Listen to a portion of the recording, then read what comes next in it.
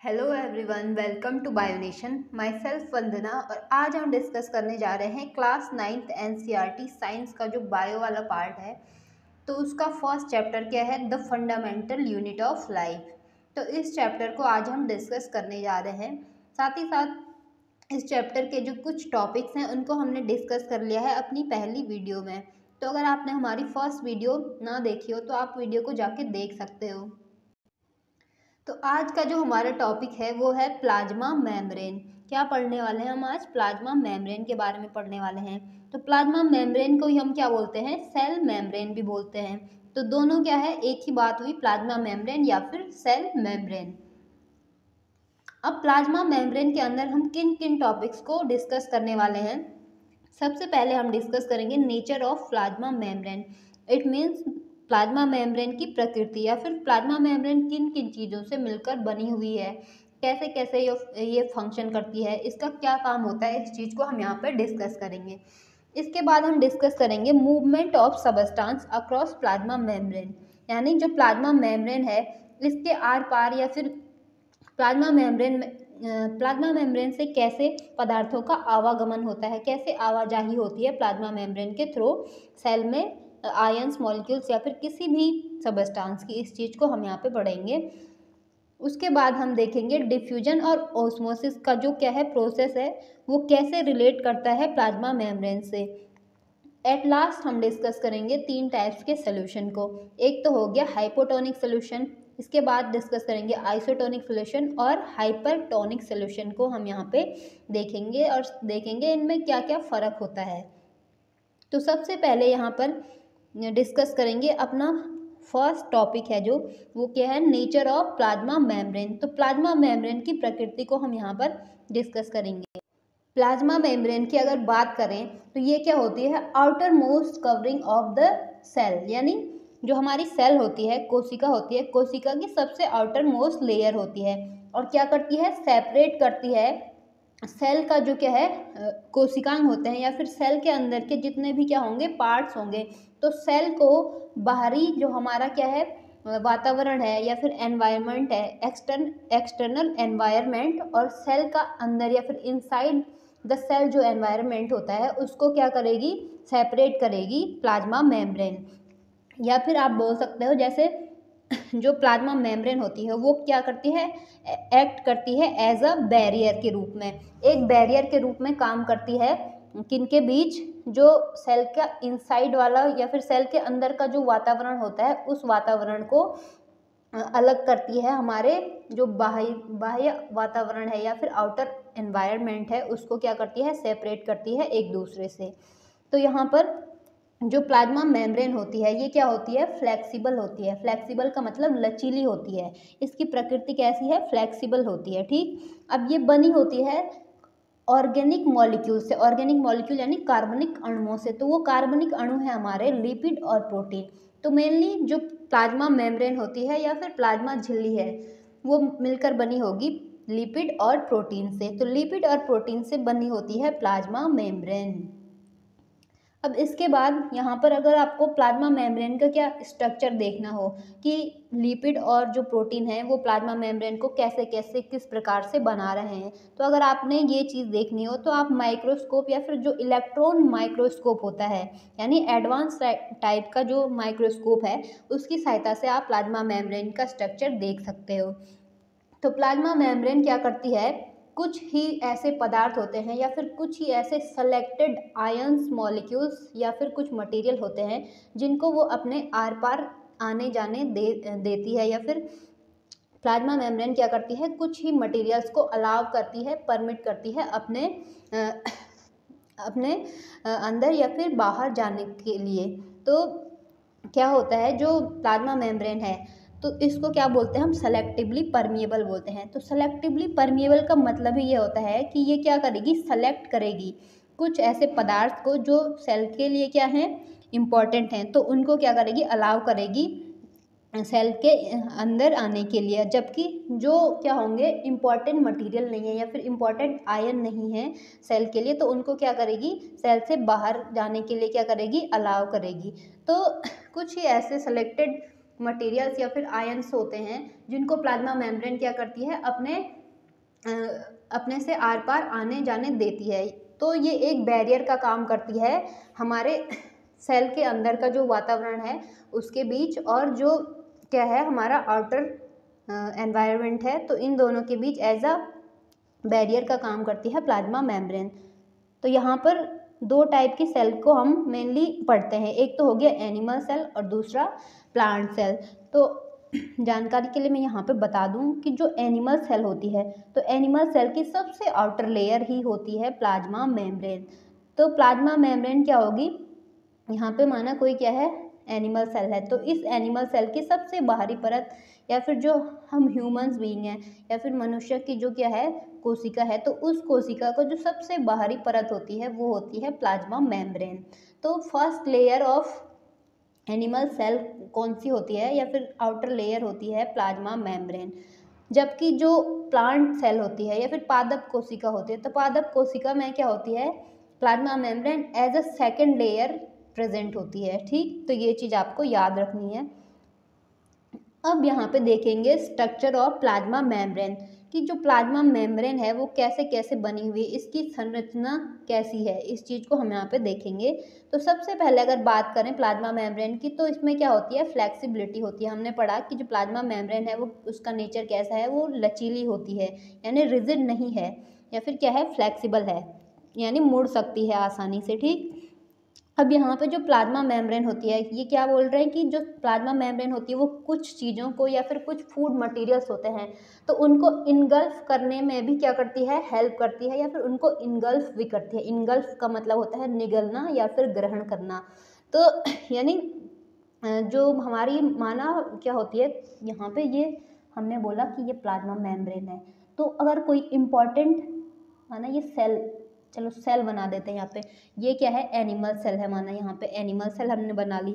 तो यहाँ पे अगर कुछ ऐसा सेल के बाहर, या प्लाज्मा मेम्ब्रेन मैंने बोला कि एनिमल सेल की क्या होती है, सबसे आउटर लेयर ही होती है प्लाज्मा मेम्ब्रेन। क्या होती है, प्लाज्मा मेम्ब्रेन होती है।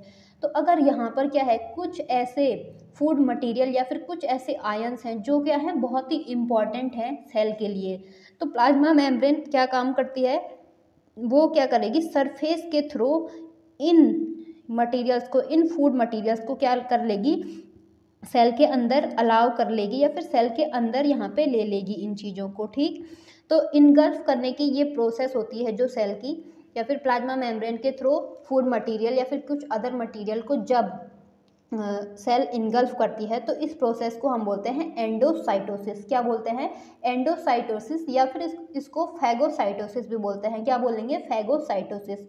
तो जो अमीबा होता है, एग्जाम्पल के लिए यहाँ पे अमीबा होता है, तो अमीबा में जो क्या होता है, न्यूट्रिशन मोड होता है, या फिर क्या बोल सकते हैं, अमीबा अपना जो भोजन होता है वो कैसे ग्रहण करता है, तो एंडोसाइटोसिस के जो प्रोसेस होती है इसके थ्रू अमीबा क्या करता है, अपना भोजन ग्रहण करता है, एंडोसाइटोसिस या फिर फैगोसाइटोसिस के थ्रू। तो अब यहाँ पे डायग्राम में आप देख सकते हो, हमने बोला कि जो प्लाज्मा मेम्ब्रेन होती है वो मेनली बनी होती है प्रोटीन और लिपिड बाइलेयर से। ठीक, तो लिपिड बाइलेयर का मतलब है, बाई का मतलब होता है दो, बाइलेयर यानी दो परतें होंगी किसकी, लिपिड्स की, या फिर वसा की दो परतें होंगी। तो फर्स्ट परत हो गई यहाँ पे, तो ये राउंड राउंड और वाइटिश या फिर कैसा है, यहाँ पे लाइट ब्लू है, तो लाइट ब्लू कलर के जो ये राउंड सर्कल दिखाई दे रहे हैं, तो ये क्या है, फर्स्ट लेयर ऑफ लिपिड है। इसके बाद यहाँ पे नीचे की तरफ दूसरी लेयर दिखाई दे रही है, तो ये क्या है, सेकंड लेयर ऑफ लिपिड है। अब यहाँ पे प्रोटीन कहाँ पे है, आपको देखना है, तो प्रोटीन ये बीचों बीच में यहाँ पे ऑरेंज कलर का कुछ दिखाई दे रहा है, तो ये क्या है, प्रोटीन है। क्या है, प्रोटीन है। तो प्लाज्मा मेम्ब्रेन मेनली किससे बनी होगी, लिपिड और प्रोटीन से। तो ध्यान देने वाली बात है कि यहाँ पे लिपिड की दो लेयर्स मौजूद होंगी और प्रोटीन की एक लेयर। अब जो प्रोटीन होती हैं, क्या होती हैं, प्रोटीन, तो प्रोटीन भी दो टाइप से प्लाज्मा मेम्ब्रेन में प्रेजेंट होती हैं, या फिर दो प्रकार की प्रोटीनें क्या होंगी, प्लाज्मा मेम्ब्रेन में प्रेजेंट होती हैं। तो देखते हैं यहाँ पे कैसे कैसे और प्रोटीन कहाँ कहाँ पर मौजूद है। ठीक, तो ये हमने यहाँ पे देख लिया था कि ये क्या है, फर्स्ट लेयर ऑफ लिपिड है। इसके बाद ये क्या हो गई, यहाँ पे सेकेंड लेयर ऑफ लिपिड हो गया। अब यहाँ पे हमने लिपिड की बात की, तो लिपिड की अगर बात करें तो यहाँ पे लिपिड में क्या होता है, हेड और टेल होता है। इसका जो स्ट्रक्चर होता है लिपिड का वो कैसा होता है, हेड और टेल में बटा होगा। तो ये जो ये बाहर के लिए राउंड राउंड व्हाइटिश सर्कल दिखाई दे रहे हैं जहाँ पे मैंने एरो भी लगाया हुआ है, तो वो क्या है, हेड ऑफ लिपिड है। तो हेड या फिर क्या बोल सकते हैं, इसका सर है, लिपिड का सर। तो जो ये लिपिड का हेड होता है वो क्या होता है, वो इसको हम बोलते हैं हाइड्रोफिलिक हेड बोलते हैं। हाइड्रोफिलिक का मतलब होता है वाटर लविंग, यानी वाटर को चाहने वाले। तो ये क्या करेगा, वाटर से बाइंड कर लेगा आसानी से। ये क्या होता है, हाइड्रोफिलिक। क्या बोला मैंने, इसको हाइड्रोफिलिक, यानी हाइड्रोफिलिक का मतलब इसको ये वाटर से आसानी से बाइंड कर लेगा।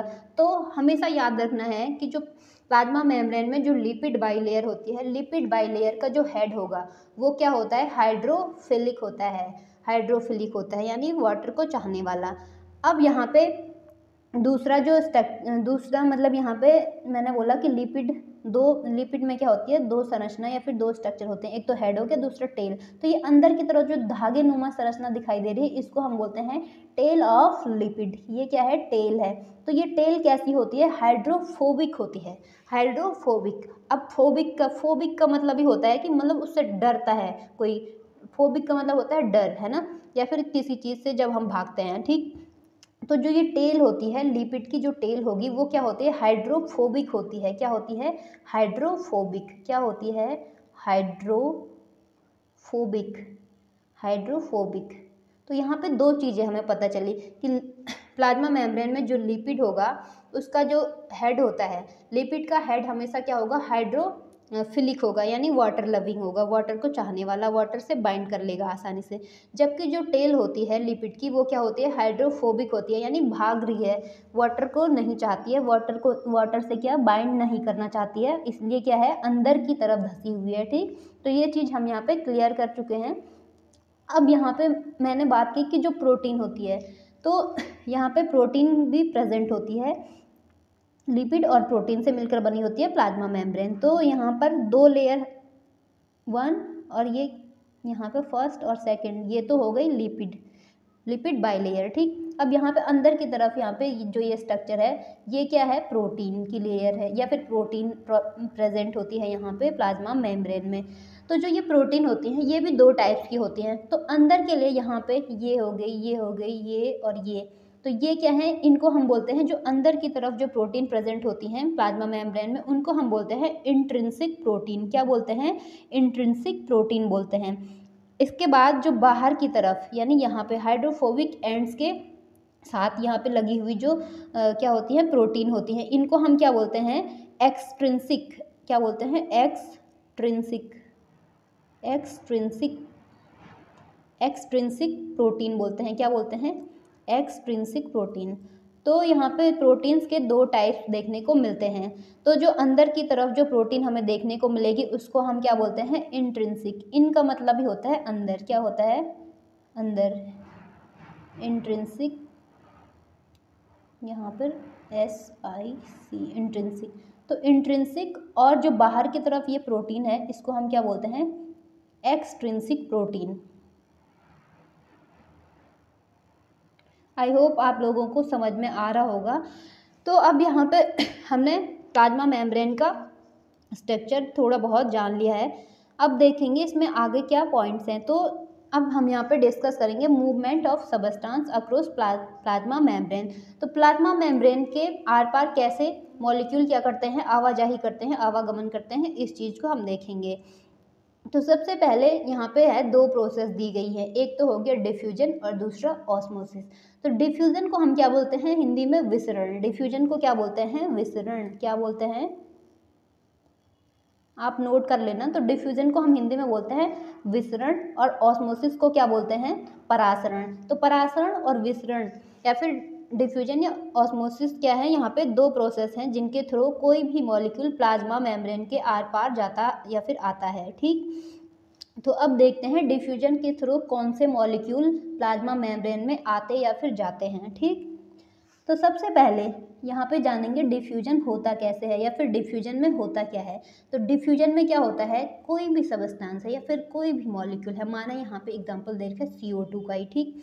तो यहाँ पे क्या होगा, अगर CO2 सेल में CO2 का डिफ्यूज़न हो रहा है तो क्या करेगा CO2, माना सेल के अंदर क्या है, बहुत हाई कॉन्सेंट्रेशन है किसका, यहाँ पे माना यहाँ पे सेल के अंदर क्या है, हाई कॉन्सेंट्रेशन है, ठीक है, और सेल के बाहर क्या है, लो कॉन्सेंट्रेशन। तो जो CO2 का मॉलिक्यूल है वो क्या करेगा, सेल से बाहर आ जाएगा, क्या आ जाएगा, बाहर। तो यहाँ पे क्या चीज़ हमें पता चली कि जो डिफ्यूजन होता है उसमें क्या करता है, कोई भी मॉलिक्यूल, यहाँ पर डिफ्यूजन में कोई भी मॉलिक्यूल क्या करता है, हाई कॉन्सेंट्रेशन से लोअर कॉन्सेंट्रेशन की तरफ जाता है, यानी उच्च क्या बोलेंगे, उच्च दाब से निम्न दाब की तरफ जाता है, या फिर उच्च सांद्रता, सांद्रता बोलेंगे इसको, दाब नहीं बोलेंगे। तो यहाँ पर क्या होता है, डिफ्यूजन में क्या होता है, कोई भी सबस्टेंस है या फिर कोई भी मॉलिक्यूल है, माना ये मॉलिक्यूल है यहाँ पे कोई, तो ये क्या करेगा, यहाँ पे हायर कॉन्सेंट्रेशन से लोअर कॉन्सेंट्रेशन की तरफ चला जाएगा। तो आप ऐसे कुछ निशान बना के ऐसे याद रख सकते हो उसको आसानी से। तो यहाँ पे क्या हो रहा है, पहले हायर कॉन्सेंट्रेशन में अगर कोई चीज़ है, अगर उसमें डिफ्यूजन होता है, इन केस उसमें डिफ्यूजन होता है, तो वो कहाँ जाएगा, लोअर कॉन्सेंट्रेशन की तरफ जाएगा, ठीक। तो डिफ्यूज़न के थ्रू कहाँ कहाँ पर या फिर कौन कौन से अणु क्या करते हैं, आवाजाही करते हैं प्लाज्मा मेम्ब्रेन में, ये देखेंगे। तो सबसे पहले यहाँ पे एग्जाम्पल दिया गया है, किसका एग्जाम्पल है, CO2 का, CO2 और यहाँ पे क्या है दूसरा O2। तो जो CO2 और O2 है ये क्या करते हैं, डिफ्यूज़न प्रोसेस के थ्रू या फिर डिफ्यूज़न के द्वारा क्या करते हैं, प्लाज्मा मेम्ब्रेन के अंदर और बाहर आते जाते रहते हैं, ठीक। तो अब यहाँ पे जो दूसरा एग्जाम्पल दिया हुआ है वो क्या है, वाटर का। तो वाटर की अगर बात करें तो वाटर डिफ्यूज़न के थ्रू नहीं बल्कि ऑस्मोसिस के थ्रू क्या करता है, प्लाज्मा मेम्ब्रेन के आर पार या फिर प्लाज्मा मेम्ब्रेन के अंदर या फिर बाहर आवागमन करता है, ठीक। तो यहाँ पे डेफिनेशन भी दी गई है किसकी, ऑस्मोसिस की। तो ऑस्मोसिस क्या होता है, the movement of water molecule through such a selectively permeable membrane is called osmosis। तो यहाँ पर क्या होता है, द मूवमेंट ऑफ वाटर यानी वाटर मॉलिक्यूल का मूवमेंट प्लाज्मा मेम्ब्रेन के थ्रू कौन सी प्रोसेस से होता है, ऑस्मोसिस के थ्रू, या फिर ऑस्मोसिस प्लाज्मा मेम्ब्रेन में देखने को मिलेगा, किसमें, जो एग्जांपल है ऑस्मोसिस का प्लाज्मा मेम्ब्रेन में वो क्या है, वाटर, क्या होगा, वाटर। तो वाटर यहाँ पर किसका, ऑस्मोसिस का एग्जाम्पल हो गया, वाटर का मूवमेंट प्लाज्मा मेम्ब्रेन में, ठीक। तो यहाँ पे कंक्लूजन इतना ही है कि प्लाज्मा मेम्ब्रेन में दो प्रोसेस से क्या होगा, पदार्थों का आवागमन होगा, एक तो परासरण और विसरण या फिर डिफ्यूजन और ऑस्मोसिस। तो डिफ्यूजन के थ्रू कौन कौन से, CO2 डिफ्यूजन के थ्रू जाएंगे, CO2 और O2, ठीक। इसके बाद जो ऑस्मोसिस है या फिर परासरण है, तो परासरण के थ्रू सिर्फ और सिर्फ वाटर यानी जो जल होता है उसका आवागमन प्लाज्मा मेम्ब्रेन में परासरण या फिर ऑस्मोसिस के थ्रू होगा। अब यहाँ पे हमारा नेक्स्ट जो टॉपिक है वो क्या है, यहाँ पे 3 टाइप के सोल्यूशन दिए गए हैं, हमें 3 टाइप के सोल्यूशन हैं, कौन कौन से, एक तो हो गया हाइपोटोनिक, दूसरा हो गया आइसोटोनिक और तीसरा हाइपरटोनिक सोल्यूशन। तो यहाँ पर सबसे पहले जानेंगे आइसोटोनिक सोल्यूशन क्या होता है, इस चीज़ को हम यहाँ पे जानेंगे, व्हाट इज आइसोटोनिक सोल्यूशन। तो यहाँ पे अगर देखें तो क्या है, a solution that has the same solute concentration as another solution. तो यहाँ पे 2 टाइप की चीज़ें हमें दी हैं, पहले हम डायग्राम को अच्छे से देखेंगे तो डायग्राम के थ्रू समझेंगे। तो यहाँ पर क्या है, ये एक कंटेनर दिया हुआ है, ठीक है, इसमें क्या है, सोल्यूशन है, प्लस यहाँ पे क्या है, एक सेल है, क्या है, सेल है। तो यहाँ पे आप देख रहे हो कि जो क्या है, सॉल्यूशन है, ये बाहर सॉल्यूशन है और बीच में इसमें क्या है, सेल दी हुई है।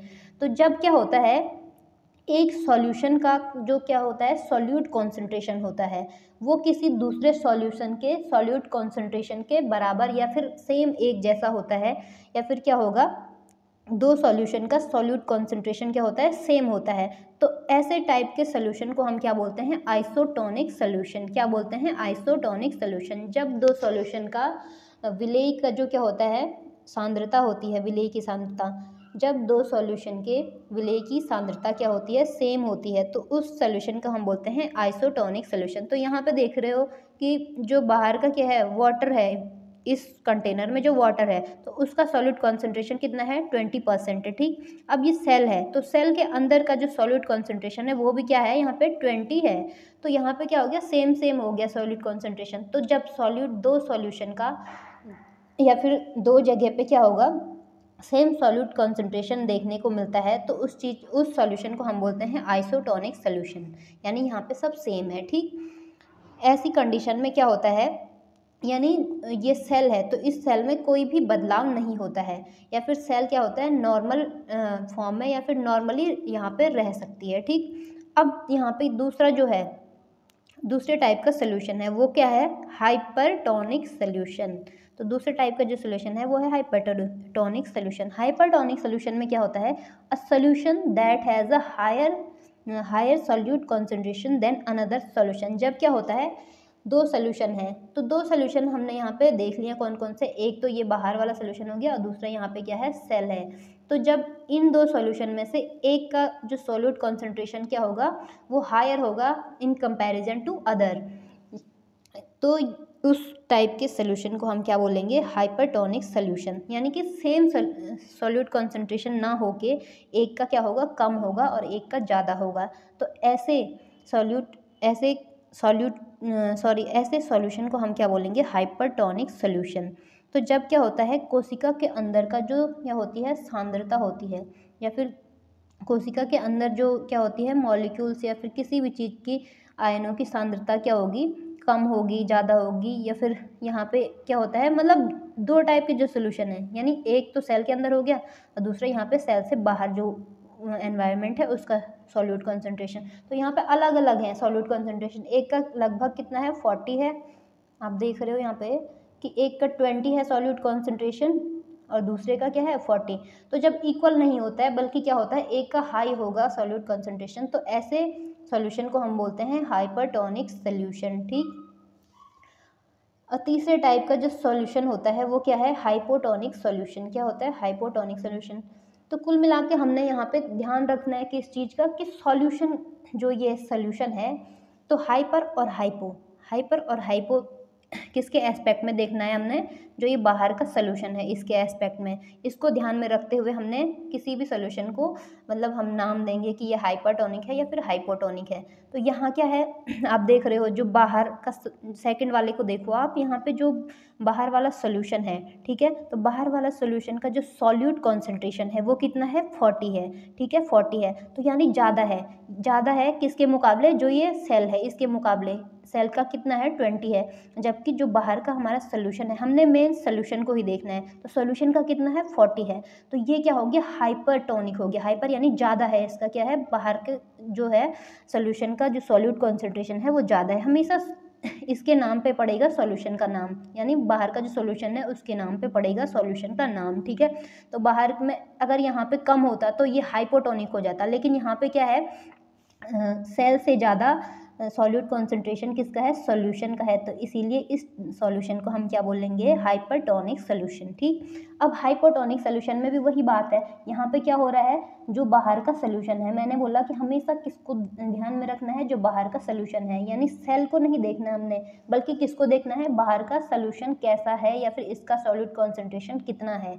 तो अगर यहाँ पे क्या होगा, ये कॉन्सेंट्रेशन आप देख रहे हो, सॉल्यूट कॉन्सेंट्रेशन वो कितना है, 10 है, जबकि जो सेल का है वो कितना है, 20 है। तो यहाँ पे कम हो गया है ना, हमारा सॉल्यूशन का सॉल्यूट कॉन्सेंट्रेशन कम हो गया है। तो कम को हम जब सॉल्यूट का कॉन्सेंट्रेशन या फिर सॉल्यूट कॉन्सेंट्रेशन कम हो जाता है, तो ऐसे सॉल्यूशन को हम बोलेंगे हाइपोटोनिक सॉल्यूशन।